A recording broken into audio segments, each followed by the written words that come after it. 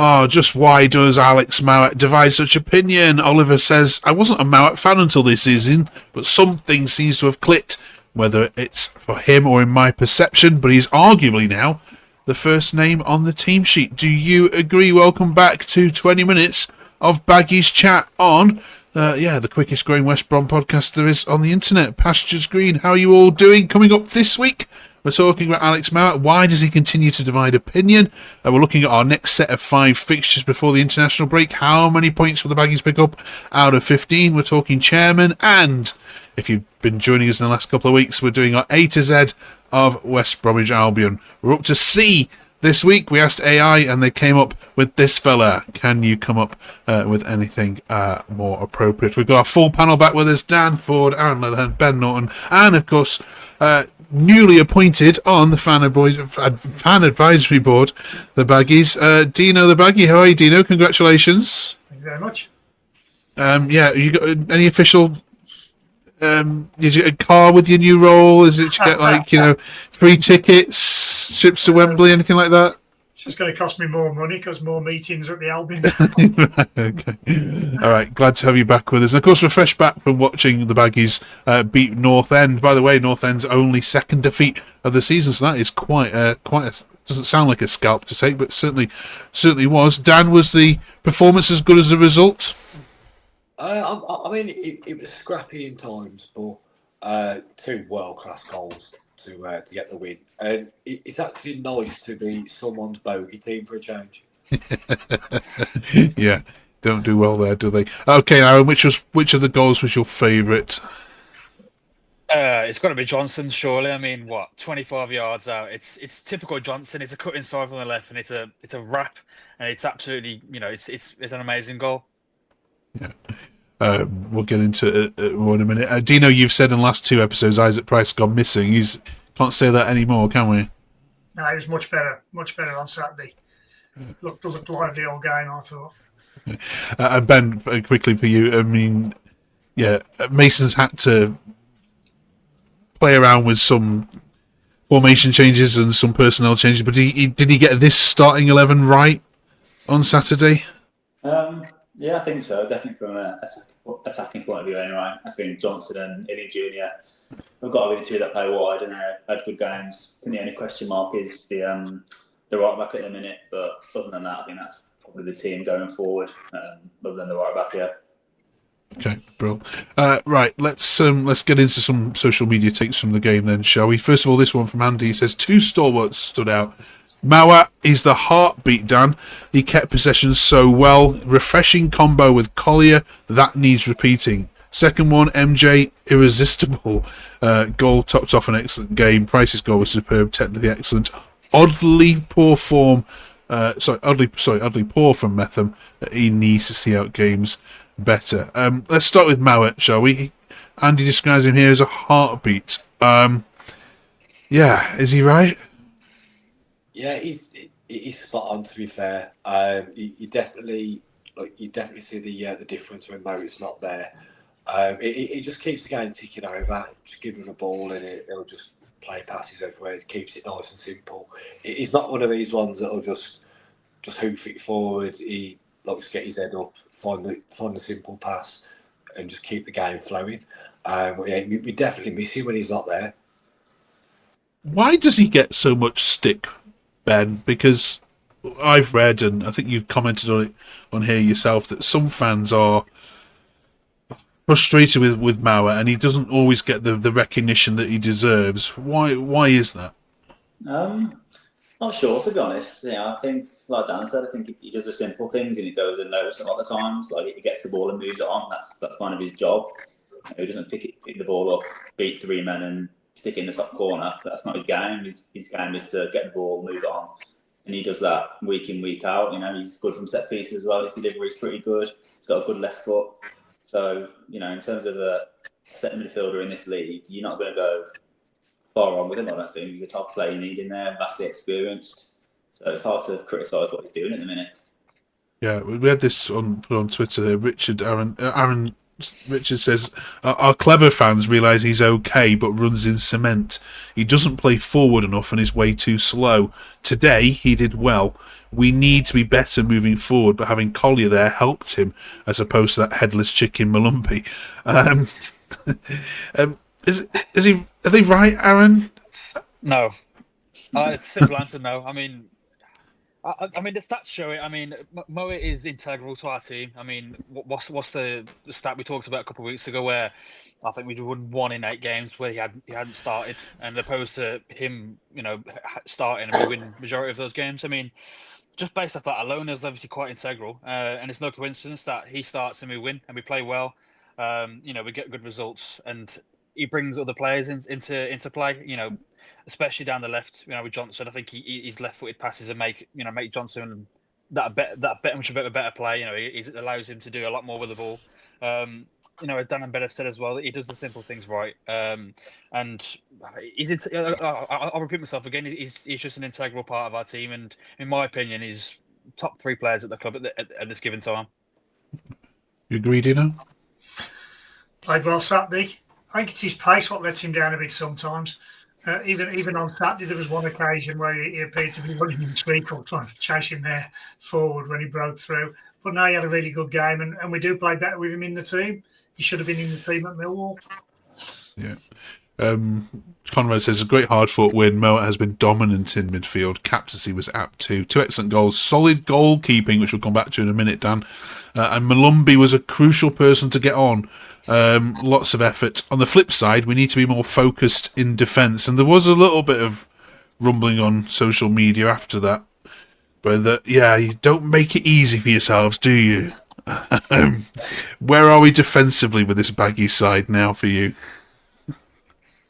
It's a bit shaky when it comes to the last 15 minutes or so, especially if we're trying to hold on to the lead, because we have a tendency to concede very late on.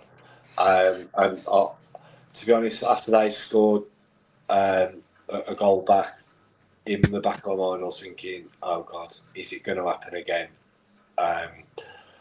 But luckily, we've got a decent goalkeeper on the books now with Josh Griffiths. Again, he pulled off an absolute worldie of a save in the last 9 minutes. But no idea where the referee got 9 minutes added on from. Yeah. Staying with you while we're talking about referees, penalty for you or not? Stonewall. Okay, we got away with that. Yeah, absolutely. Okay, no one wants to disagree. We've had this debate on Twitter. He plays the ball first. Okay, he may have left his a bit. Does he? He does. Does he? I've seen the replay. He gets the ball first. Collier does. He gets the ball first. In live though, it looks shocking like a shot. Okay. When you slow it down, you can see it gets the ball first. Okay. Well, look, you're owed a few, aren't you, from the Pompey game? Let's be honest. So I think you call that. I think you call that even. Now, right, let's talk about Griffiths then for a second with you, Aaron. Another tweet here from Luke says, wonderful save from Griffiths to stop the sucker punch again. Why do we do it to ourselves? 2 fantastic goals. Now, important thing is to have followed up with the next couple of games and string a run together. More on that in a minute. But yeah, let's talk about Griffiths, shall we then? The whole team seems to be more comfortable with him in goal. Are you as fans more comfortable with him in goal? Yeah, I mean, compared to Wildsmith, it's night and day. I mean, it's the same when Palmer and Busson were the 2 we had, and it was, the young lad comes in goal, you think, it's one of them, and then he outperforms the bloke who should be a senior, by 10 to nothing, and it's the same story again. Griffiths is a really good player.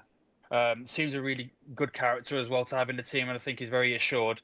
And for a big lad, he gets down well. But I'll give him that. I mean, he's 6'6", somewhat like that, and he gets down to his near post, his far post. He gets down to the ground really well, and he makes the defense a lot more assured and a lot more tighter as well, because he's claiming a lot more than Wildsmith would have. He doesn't punch as often, and he likes to catch the ball rather than flap at it. And like I say, it's a breath of fresh air from having Wildsmith in goal for the vast part of last season, I think.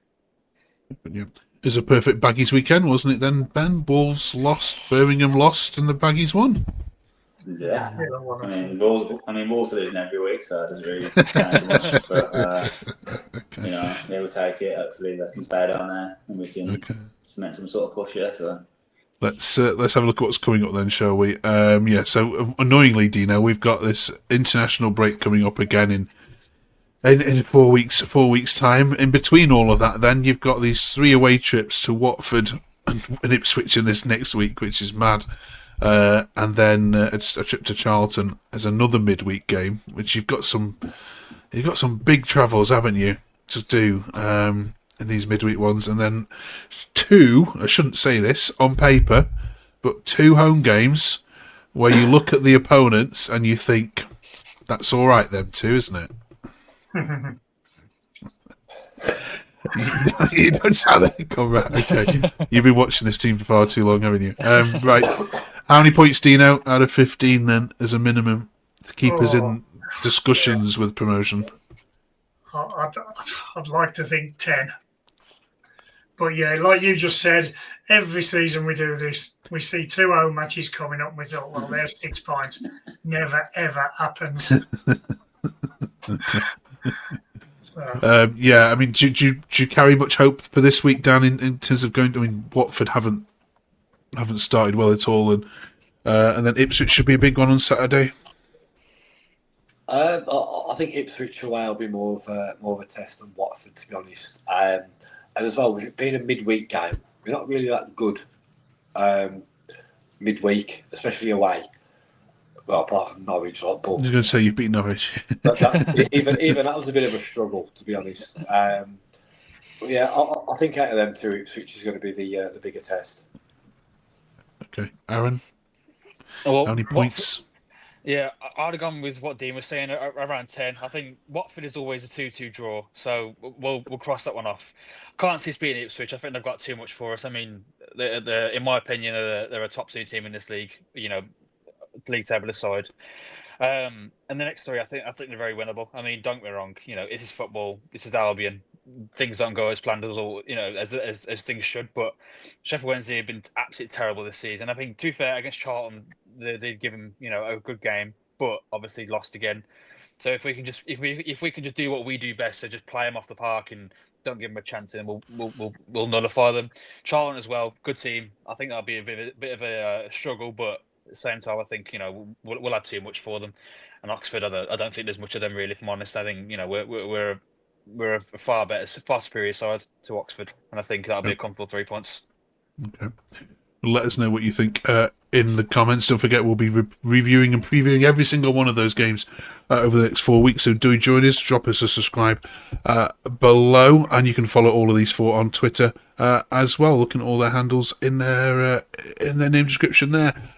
If you've been around the last couple of weeks, you'll see at the end of each video we're doing the A to Z of West Brom. We've done A. We had just Astle. We did B. What do we do for B? Bomber Brown. Of course, Barbara Brown. Of course, we did. Yeah. So now we're up to C, and we asked AI for this one, and of course they gave us Neil Clement as the possible representative for letter C. Let's see what these guys have got. Anybody want to go first this week? I think we're all thinking the same one, aren't we? Probably. Oh, go on, Ben. You kick it off. It's got to be Cunningham, hasn't it? Go with Cunningham. Yeah, I think we're all agree on that one. No debate. I'm disagreeing. Okay, right, go on then. Cunningham was good on his day, and for a couple of seasons he was outstanding. But I got to go for Lenkentello for longevity, or even Chipper Clark. Going back to the 60s and 70s, he's a superb winger, much more consistent than Cunningham. But Lenkentello gets my vote. Okay, Dan. Well, to be honest, I kind of agree with AI. Neil Clement, what a wonderful left foot he had. Oh, guaranteed goals on penalties. He's not bad free kick taker. And yeah, he was a pretty decent servant for us, to be honest, over the years he was here. Aaron?